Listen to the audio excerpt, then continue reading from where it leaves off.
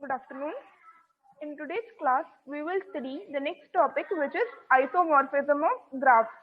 We often need to know whether it is possible to draw two graphs in the same way. Example, isomorphism is something you have studied the word isomorphism, I believe, in chemistry. Usually, in chemistry, we try to compare the compounds or the molecules, whether they have compounds actually, whether they have same molecular formula and they differ in structure. So, in that we use the word isomorphism if you are familiar with it. But in graphs, it is used to verify whether two graphs have the same structure. So this isomorphism is actually useful to check whether whether two graphs have the same structure. So to verify whether two graphs have same structure. So the definition can be given as the simple graph G1 is equal to V1, E1 and G2 is equal to V2, E2 are isomorphic if there exists a one-to-one and onto function f from V1 to V2 with the property that A and B are adjacent in G1 if and only if f of A and f of B are adjacent in G2 for all A and B in V1. Such a function is called isomorphism. Now what does this mean? This means that two simple graphs are isomorphic if there is a one-to-one correspondence between vertices of two graphs that preserves the adjacency of the adjacency relationship. Example, suppose before seeing the example, if two graphs are not isomorphic, we call them non-isomorphic. After that, graph invariants under isomorphism. Now what does this mean? What are the necessary but not sufficient? So these conditions are necessary, but sometimes they may not be sufficient for two graphs to be isomorphic. Definitely we have to check, but sometimes we have to check some other stuff also. So what are the conditions? The first condition is the number of vertices in graph G1 and the number of vertices in graph G2 must be equal. Then the next is number of edges in both the graphs should be equal. Then the number of vertices with degree n is the same in both graphs. Suppose in your graph, if you have two vertices with degree 1 and four vertices with degree 3, then this should be the same in both the graphs. Okay, so the number of vertices with the amount of degree should be same in both the graphs. That is, a vertex V of degree D in G must correspond to a vertex f of V of degree D in H, because a vertex W in G is adjacent to V if and only if f of V and f of W are adjacent in H. Now what does this mean? This means that suppose if you have a vertex A, it is connected to two edges, so the degree is 2. Then in the graph H or G2 also there should be a vertex which should be only connected to two edges. Okay, so the condition should be the number of edges a vertex is incident to must be the same. Now apart from that, for every proper subgraph G of one graph, there is a proper subgraph of the other graph that is isomorphic to G. Now in the earlier class, we have studied the concept of subgraph. Subgraph is basically you are taking some part of the graph. Whenever you take some part of the graph G, then from the other graph also if you take some part, both of those subgraphs should also be isomorphic. Subgraph 1 and subgraph 2 must be isomorphic. After that, let's see an example. Show that the graph G is equal to V, E and H is equal to W, F. V, E are the vertices and edges over here, while W, F are the same thing. W will be a vertices set and F will be the edge set. Displayed in the figure are isomorphic. Now over here, if you notice the two figures given, G and H, first and foremost, we have to multiply. So we'll see the conditions of the earlier slide. We have to check the number of vertices and the number of edges. So let's check that. Yeah, so we have 4 vertices in G, 4 vertices in H. So the first condition, first part is satisfied. How many edges? 1, 2, 3, 4. 1, 2, 3, 4. So 4 and 4. So 4 vertices, 4 edges.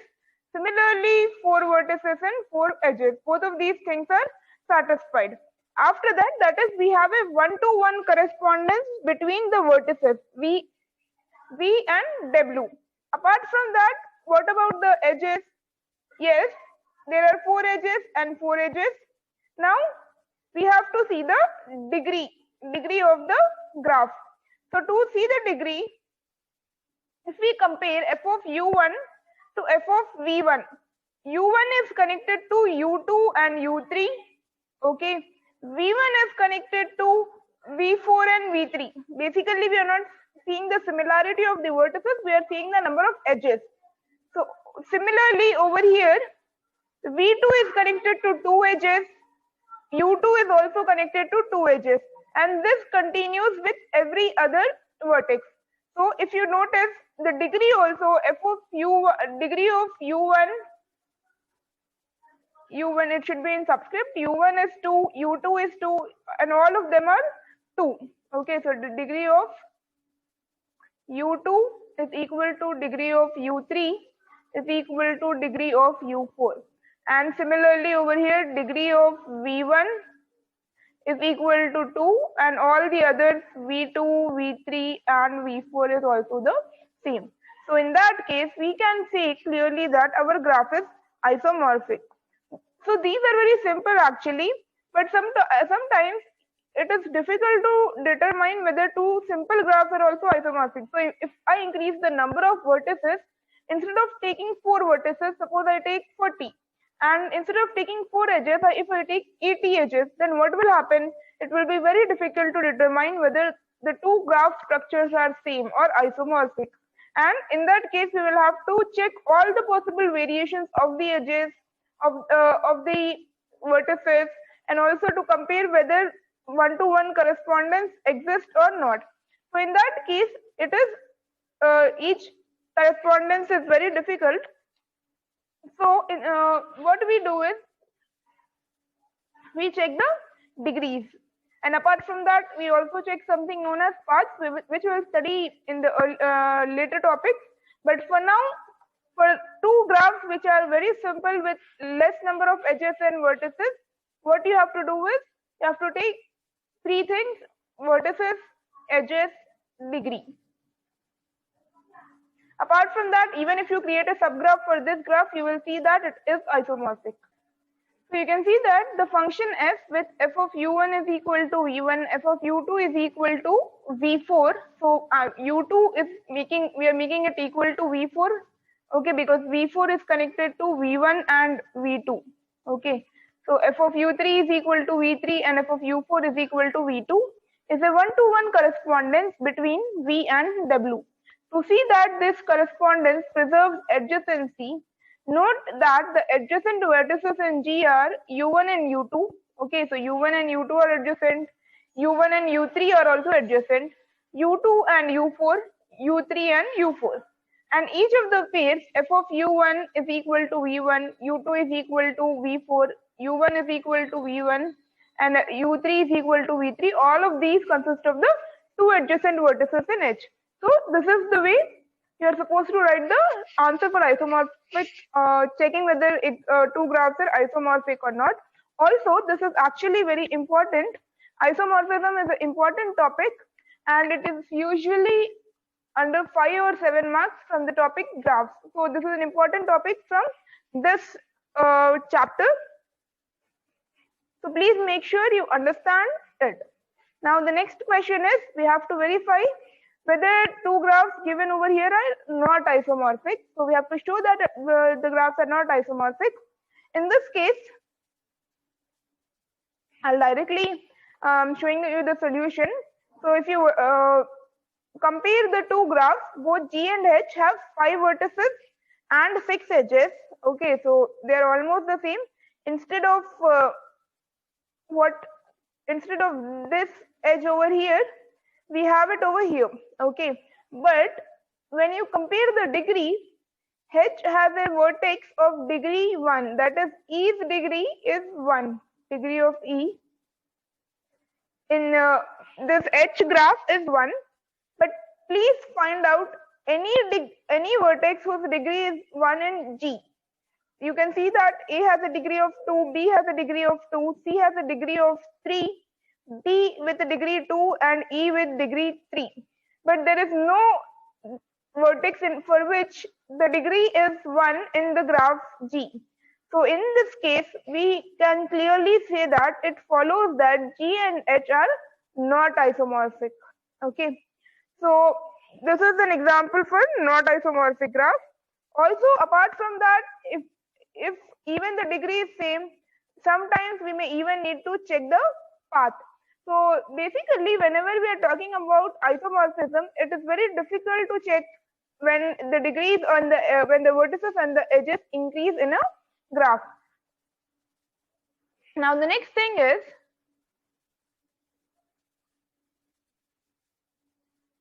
connectivity. The next topic is connectivity. In connectivity, what we usually do is we can create a lot of problems by using the concept of graph by creating paths by traveling along the edges. So suppose if we take an earlier example of the graphs over here. So if I am traveling along the edges from A to B, B to C and so on, even with the directions or without the directions, then we create a path. So the problems which we can solve by using the creation of paths is, suppose if we want to check whether a message can be sent between two computers. Okay. So for example, if I want to check whether a message can be sent between two computers using the shortest path or using the shortest distance. So that can be studied with graphs. Also problems of mail delivery, that is these days we have parcel deliveries by different online shopping websites or even food delivery and garbage pickup. All these kinds of problems can be efficiently solved by using graphs, the concept of graphs or the topic graph theory. And also what we can do is we can solve these problems by using models that involve paths in graphs. That is, we can create a graph by using various techniques and then we can create a path between the graph to model our problem. So let's see the same. What is a path definition? So informally or a general definition is a path is a sequence of edges. It is a sequence of edges that begins at a vertex of a graph and travels from vertex to vertex along the edges of a graph. So if you have a graph in this way,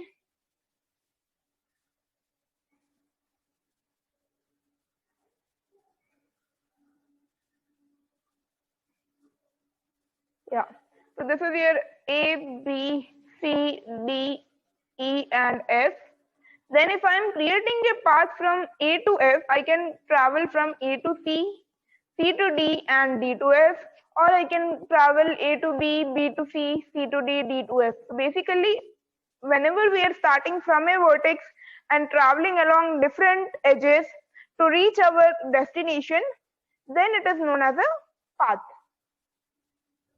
Let n be a non-negative integer and G an undirected graph.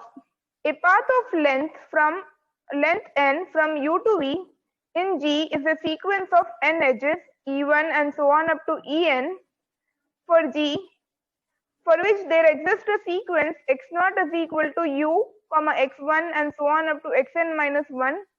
Xn is the last, so U is our beginning vertex and V is our terminal vertex, and in between we choose a path through which we travel. So all those vertices are mentioned.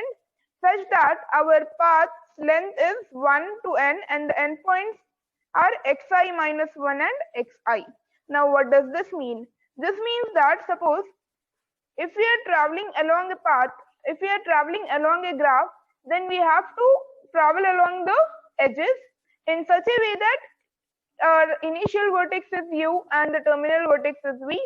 Or we can even say that if there is a sequence, we give the u value to x0 and the v value to xn. When the graph is simple, we denote this path by its vertex sequence x0, x1 and so on up to xn. That is, if we are writing the path of this graph, so we can mention it by writing A, C, D, F, where A is your initial vertex and F is the terminal vertex. And the path is a circuit if it begins and ends at the same vertex. So if your path is beginning at A and again you are coming back to A, suppose A, C, I'll just write it over here, A, C, D, E, B and A. So from here you are going to C, then D, then E, then B and A. So when you are traveling in this way where your initial and the terminal vertices are the same, then that path is a circuit. That is, if u is equal to v and has length greater than 0, the path or circuit is said to pass through the vertices x1, x2, xn minus 1 or traverse the edges e1, e2 and so on up to en. A path or circuit is simple if it does not contain the same edge more than once. Suppose if we are traveling through the edges and we are traveling through each edge only once, each edge is being traversed or navigated through only once. That is, we are going through that edge only once. We are not going multiple times on the same edge. Suppose if I am going from here, A to C, C to D, E to B, B to A. Each edge I am traveling once. Instead of that, suppose if I am taking A to B, B to E, E to D, C to A, and again A to B. In that case, if I am traveling this edge twice, it won't be a simple path or circuit. If I am traveling the edge only once, then it will be a simple path or circuit. Now, after that, let's see an example to understand all the terms. In the simple graph shown in the figure, let's see the figure. Yeah. So over here, we have A, D, C, F, E. A, D, C, F, E. So let's take that from A, we are going to D. Yeah. This I'm just going through the path. Then from D, I am traversing through C, the edge DC, then C to F, and then F to E. So first and foremost, is it starting and ending at the same vertex? No, it is starting at A and ending at E. So it is not a circuit, it is a path. And is it traveling through one edge twice or more than once? No. So it is a simple path. What is the length? We have to count the number of edges. 1, 2, 3 and 4. So the length is 4 because AD, DC, CF and FE are all edges. Now the next path will be DECA. So we are going from D to E. Yeah, D to E we have an edge. So yes, we can traverse. Then after that we have E to C. E to C is not possible, or we cannot traverse E to C because there is no edge. So hence it is not a path. So because EC is not an edge, it is not a path. Now after that, what about BCFED? So let's see that. From B to C, then C to F, so C to F, then F to E and E to B. Yes, first and foremost, it is starting at B and ending at B. It is a circuit, and also it is not traversing any edge twice, so it is a simple circuit. It is a circuit and it is also simple. Now what about the length? The length is 4. Okay, so basically there are 3 things to be checked. First is whether it is a path or a circuit. The next is whether it is simple or it is not simple. Simple means each edge being traversed only once, and we also have to find the length. Okay, after that we have another path. So the path is ABEDAB. So we are starting at A, going to B, then after that E, then we have B, then A, and then finally B again. So AB is being traversed twice, so it is not simple. It is not simple as mentioned here. After that, is it a path or a circuit? It is a path because it is starting at A and ending at B. So it is a path. And also, what is the length? 1. So we are starting from AB actually. So this will be 1, 2, 3, 4, and 5. So the length is 5. And if you notice, we are counting AB twice because we are traversing through AB edge twice. So we have to count it twice. Okay. So now, apart from that, we have paths and circuits in directed graph also. So for that, you can refer back to your relations topic. So here we will give you a few more definitions. Suppose if n is a non-negative integer and G is a directed graph. So earlier, all this definition and the example we have seen is for undirected graph. Now we will be seeing for paths in, let me just mention it in the heading, directed graph.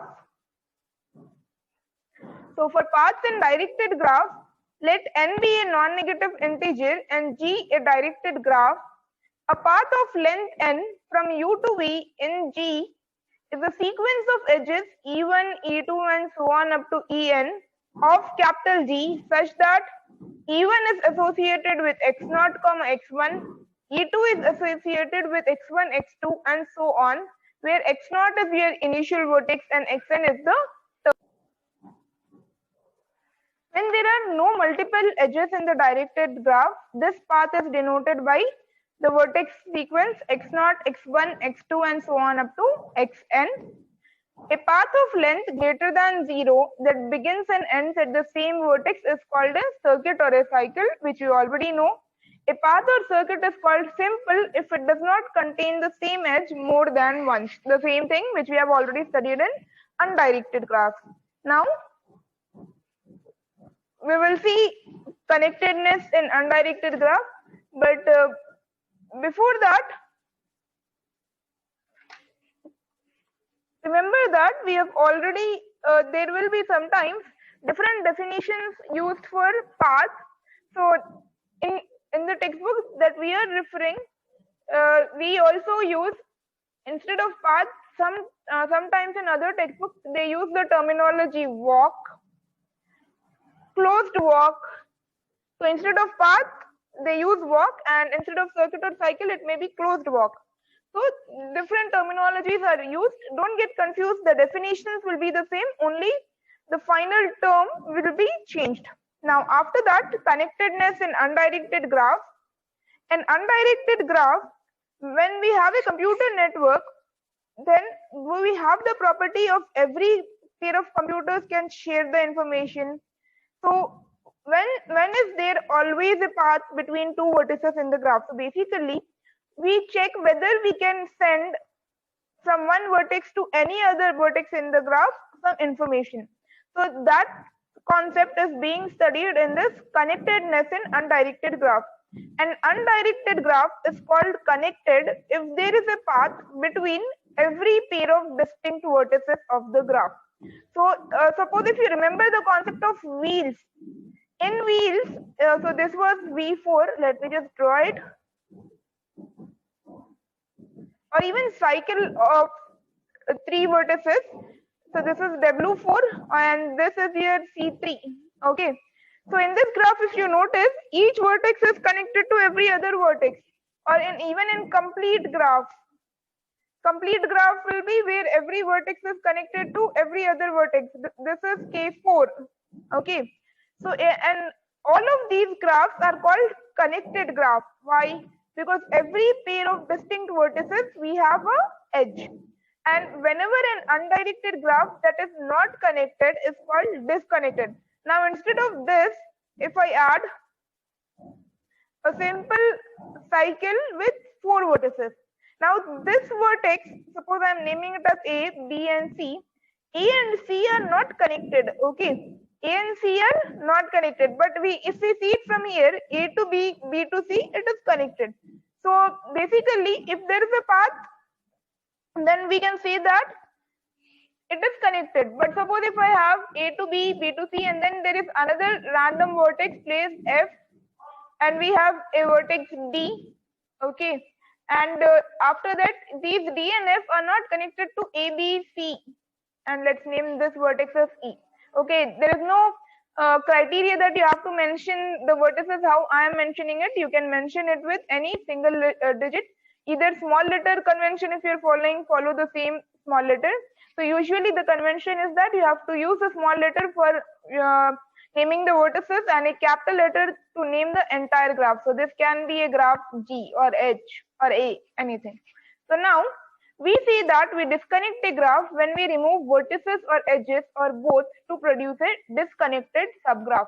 So suppose if from this graph I am removing the vertex C, okay, let's name it over here again, A, B, C, D. Okay, so this is vertex D. So if I am removing the vertex D from this graph, then what will happen is all the edges which are connecting to D also will be removed. So the graph will become something like this: A, B, C, and we are removing the vertex from A to D, B, D, and C, D. So it has become a graph K3. Okay, K4 has become K3. Apart from that, suppose if I am removing a vertex A from here, then what will be this graph? This will become B, C, and E. So these are basically your subgraphs, right? They are some part of your actual graph. So these are subgraphs and they produce disconnected subgraphs.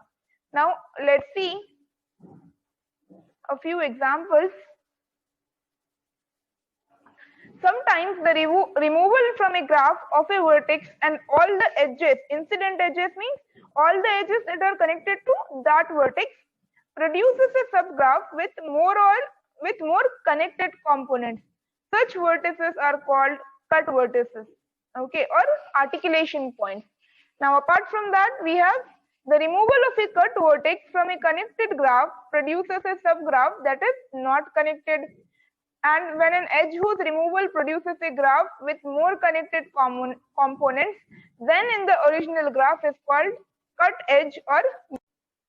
Now the next example is find the cut vertices and cut edges in the directed graph G1 as shown in the figure. So in this graph, if you notice, what do you mean by cut vertices? If I remove a vertex, then the graph should have more components which are connected. So this is one entire graph. If I remove even one vertex in such a way that the vertex, if I remove, the graph will be divided into two parts, okay, or I'll get two subgraphs. So if I remove A, the entire graph will be still connected, okay. So if I remove A, it is still connected. What if I remove B? If I remove B, then what will happen is A will be disconnected and I am removing the vertex B completely. Then what will happen is D and C will be in this way, okay, and then we will have E, F, G, H, G, and this way. Now A is alone, or A is a vertex which is not connected to any other vertex by an edge. That is, we cannot reach A. Okay, this has become into two components. What do I mean by cut vertex is basically I'm deleting that vertex. Now the next is the vertex C. What if I remove C? What will happen? I'll get A, B, and B is connected to D while C is not there. So this connection will be gone. We will have F, G, H, and E separately in this way. So we have got two components. So this is also a cut vertex. So by now we know that B is a cut vertex, C is a cut vertex. But what about D? If I delete D from the graph, nothing will be changed. That is, we will be removing these two edges, but the entire graph will be still connected. So D is not a cut vertex. Now what about E? If I remove E, again, how it was similar to C, the graph will become into two subgraphs basically, or it will be divided, that is, the graph will be disconnected. So E is also a cut vertex, and you can verify that when I remove F, G and H, the graph will still remain the same. Now what about the cut edges? If if the edge AB is removed, okay, then I cannot reach the vertex A. So any edge if you remove, the entire graph will be disconnected. So let's see the solution. The cut vertices of G1 are B, C and E. The removal of one of these vertices and its adjacent edges disconnects the graph. The cut edges are AB and CE. So if I remove AB, then what will happen is A and B, this will become disconnected, that is the vertex A, and also vertex A will be removed. And similarly, if this edge is removed, the CE edge, then also the graph will become disconnected. But what about any other edge? If I remove FG, F and G will be still connected to E and H. So in this way you can verify for all the other edges. Now after that, we have this vertex cut and vertex connectivity. It is not really important, but for familiarity, we'll see the definition. A subset V of the vertex set V of G is a vertex cut or a separating set if G minus V is disconnected. For instance, in our graph, the set DCE is a vertex cut. So this entire three vertices are, if we write them together in a set, then those will be known as vertex cut. Why? Because they are disconnecting the graph. We define the vertex connectivity of a non-complete graph G denoted by this Greek symbol chi, or C is basically CHI, as the minimum number of vertices in a vertex cut. Okay. Now after that,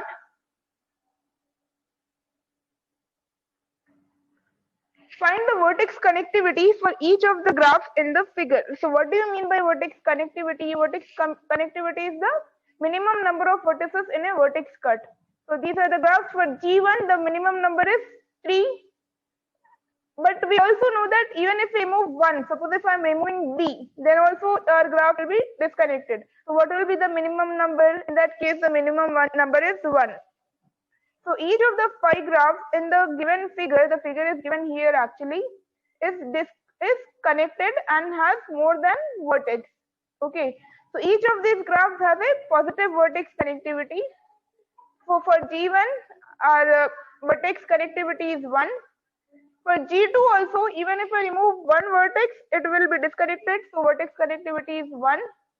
After that, for G3, if you notice, there is no vertex cut, because any vertex if I remove, the graph will still be connected. Okay, if I am removing A, we have the entire graph connected. If I am removing C, the entire graph will still be connected. So for G3, there is no vertex cut. Similarly, you can check for G4 and G5 by pausing the video. After that, we have connectedness in directed graph.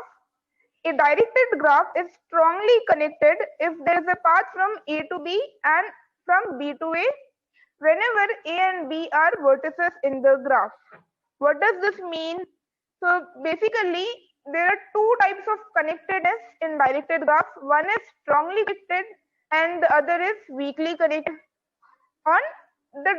It depends, this strongly and weakly connected, it depends on the direction of the edges. Depends on the direction of edges. So the graph will be strongly connected if we have paths from A to B and B to A, and it will be weakly connected if there is a path between every two vertices in the underlying undirected graph. So weakly connected means basically When there is a path between two vertices and the directions are not considered, then it is a weakly connected graph. Let's take an example.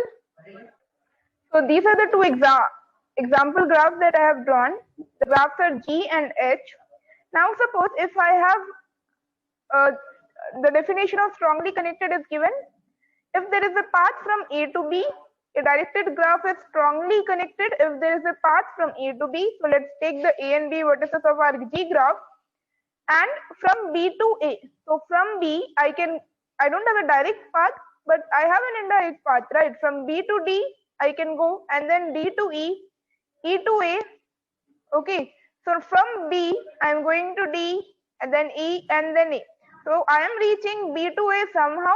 It may be indirected, but there is a path. Now in this graph H, if you notice, there is a path from B to A. Okay. But if I want to reach from A to B, there is no such path, because from A we cannot go to B, and from A I cannot go to E. A is the terminal vertex or the ending vertex in both the cases, but it is not the initial. So from A, I cannot go to B. From A to B is not possible, but B to A is possible. That is, for every pair of vertices, we have to verify this. From B to C, you can see. What about C to A, C to D, D to E, and E to A? So in this graph G, please stop the video, create the graph, and verify that you can go from each vertex in this graph to any other vertex by using a direct path or an indirect path. But in this graph H, it is not possible. So this G is a strongly connected graph, while H is a weakly connected graph. Now after that, we have paths and isomorphism. There are several ways that paths and circuits can help determine whether two graphs are isomorphic. For example, suppose if we have a simple circuit of a particular length, then we can show that two graphs are not isomorphic. If we have a simple circuit, in one graph of length 4 and in the other graph of length 5, and we cannot create a simple circuit of length 4, then those two graphs are not isomorphic. You can take the examples of isomorphism we have studied earlier and try to check the condition again. In addition, paths can be used to construct mappings that may be isomorphic or isomorphism. Now determine whether the graphs displayed in the figure are not isomorphic or isomorphic. We have to check whether the graphs are isomorphic or not. So in this case, both of them have 6 vertices. Okay, 6 vertices and 8 edges. So both the graphs have 6 vertices and 8 edges. 6 vertices, 8 edges. And also apart from that, if you count the number of degrees, so 4 vertices have degree 2, have degree 3 actually, and 2 vertices have degree 2. Okay. After that, now the next thing is, by looking at the figure, it is looking as if the graphs are isomorphic, but since we are using paths in isomorphism, we will check the path. Actually, we will check a circuit with length 3 in the graph H. So in the graph H, if you notice, from V1, V2, V6 and V1, this circuit, why am I calling it a circuit? Because the initial vertex and the terminal vertex both are the same. So this vertex length is 3. So 1, 2, 3. I am traveling this way or traversing in this way. But try to find a circuit of length 3 in the graph G. So if I try to check any circuit, so if I am going from U1 to U2, then again to reach back to U1, I have to take U5, U6 and U1. Or even if I try from U1, U6, U3, U2 and U1. So basically the length is increasing to 4. So in the graph H, we have a circuit of length 3, but in the graph G, we don't have a circuit of length 3. So that is the reason the graphs are not isomorphic. So this is a extended concept of isomorphism basically. That is, whenever we are talking about isomorphism, we have to check in graphs which have less number of edges and less number of vertices. It is very easy because we can just check the vertices, edges, and the degree. But suppose if the graphs vertices and edges are increasing, or it is a graph in which we have more number of vertices and more number of edges, then it is difficult to find. So this is another criteria, that is checking the length of paths or circuits. Okay, so this is another example. Let me give you the solution. Both G and H have 6 vertices and 8 edges. Each has 4 vertices of degree 3 and 2 vertices of degree 2. You can just verify the number degrees of each vertex yourself.